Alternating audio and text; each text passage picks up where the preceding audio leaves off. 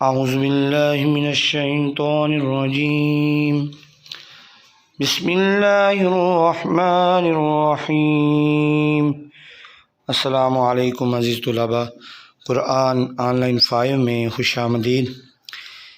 تو ہمارا سبق نمبر آج کل 14 چل رہا ہے، تو اللہ تعالی ہمیں اسے صحیح طریقے سے تیار کرنے کی توفیق عطا فرمائے اور اچھے طریقے سے اس پہ محنت کرنے کی توفیق عطا فرمائے۔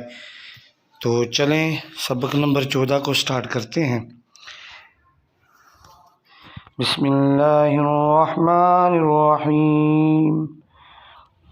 را زبر را، حمزہ واو پیش او، رأو، فا دو پیش را فر، رأوفر، را زبر را، رؤوف را، حا یا زیر حی، رؤوف الرحی، میم دو پیش من، رؤوف الرحیم، میم پیش مو، صاد دال زبر صاد، مصد، دال زیر دی، مصدی، قاف دو زبر لام قل، مصدق ال، لام زیر لی، مصدق لی، میم الف زبر ما، مصدق لما۔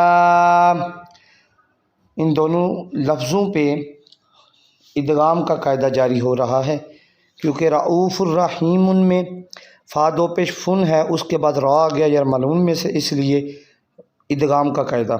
اس پہ را آ گیا لیکن را پہ گنہ نہیں ہوگا تنوین کے بعد، کیونکہ را اور لام میں گنہ نہیں ہوتا۔ آگے مصدق لما، اس میں بھی گنہ نہیں ہوگا کیونکہ تنوین کے بعد لام ہے، لام حروف یرملون میں سے، را اور لام میں گنہ نہیں کیا جائے گا لیکن ادغام کا قاعدہ ہے۔ آگے دیکھیں، واو یا زبر وائی، لام دو پیش لام لل، لام زیر لی، ویللی، کاف لام پیش کل، ویللکل، لام زیر لی، ویللکلی، یہ بھی تنوین کے بعد لام آ گیا، لام حروف یرملون میں سے، ادغام میں سے، یہ ادغام کا قاعدہ ہے لیکن اس پہ گنہ نہیں کیا جائے گا کیونکہ لام اور را میں گنہ نہیں ہوتا۔ میم نون زیر من، با عین زبر با، میم با، دال زیر دی، میم با دی، جب نون ساکن کے بعد با آ جائے تو اقلاب کا قاعدہ جاری ہوتا ہے، تو نون کو میم میں بدل دیتے ہیں، تو میم زیر میم میم پڑھیں گے، میم با آدھی پڑھیں گے، میم نون زیر من، با قاف زبر باق، میم باق، لام زیر لی، میم بقلی، ہا الف زبر ہا، میم بقلیہا۔ یہ آپ کو سمجھانے کے لیے میں نے من پڑھا ہے، اب میں میم ہی پڑھوں گا، میم زیر میم میم، تاکہ آپ کو پتہ چل جائے اس کے کس طرح ہجے کرنے ہیں، ٹھیک ہے؟ میم زیر میم میم پڑھیں گے، ٹھیک ہے؟ آپ نے دھیان کرنا ہے۔ آگے دیکھیں، میم زیر، یہ صحیح طرح لفظ کو تیار کریں، میم بقلیہا، یہ اس لیے ہے یہاں ادغام کا اقلاب کا قاعدہ جاری ہو رہا ہے۔ نون ساکن کے بعد با آ گیا، با حروف اقلاب میں سے، یعنی جب بھی با آ گئے تو نون ساکن اور تنوین کو میم سے بدل دیں گے، اس لیے میم بقلیہا پڑھیں گے اور گنہ بھی کریں گے۔ حمزہ نون زبر ان، با حمزہ زیر بی، ام بی، ہا میم پیش ہم، ام بی ہم، یہاں بھی نون ساکن کے بعد با آ گیا تو نون ساکن اور تنوین کو میم سے بدل دیں گے، اقلاب کا قاعدہ۔ تو حمزہ زبر میم ام پڑھیں گے، ام بی ہم پڑھیں گے، ان بی ہم نہیں پڑھیں گے، ٹھیک ہے؟ لام زبر لا، یا نون پیش یون، با زبر با، لا یم با، زال نون زبر زن، لا یم با زن، نون زبر نا، لا یم با زن، یہاں بھی نون ساکن کے بعد با آ گیا تو اقلاب کا قاعدہ اسے میم سے بدل دیں گے، لا یم با زن پڑھیں گے۔ قاف واو زبر قاؤ، لام دو زبر میم لم، میں اب میم کے ساتھ ملانے لگا ہوں، قولم با زبر با، قولم با، لام یا زیر لی، قولم بالی، غین دو زبر غن، قولم بالیغن۔ آگے دیکھیں، خا زبر خا، با یا زیر بی، خوابی، را دو زبر میم رم، خبیرم، با زبر با، صاد یا زیر سی، باسی، را دو زبر رن، خبیرم بصیرن۔ یہ دونوں لفظوں میں تنوین کے بعد با آ گیا، با حروف اقلاب میں سے، تو اس کو بدل دیں گے میم کے اندر، ٹھیک ہے، یہ تنوین کو میم کے اندر بدلیں گے۔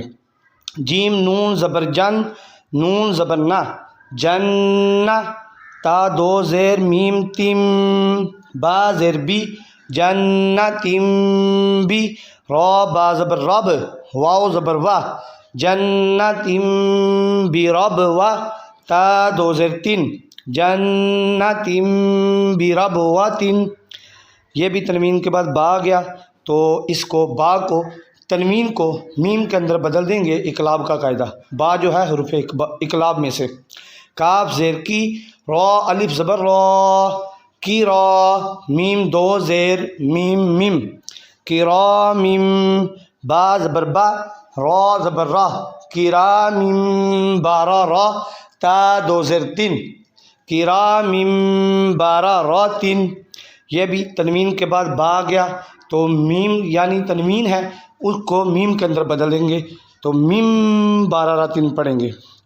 ہا لام زیر حل، لام دو پیش میم لم، حلم، با زیر بی، حلم بی، ہا کھڑا زبر ہا، حلم بیہا، ذال الف زبر ذا، حلم بہذا۔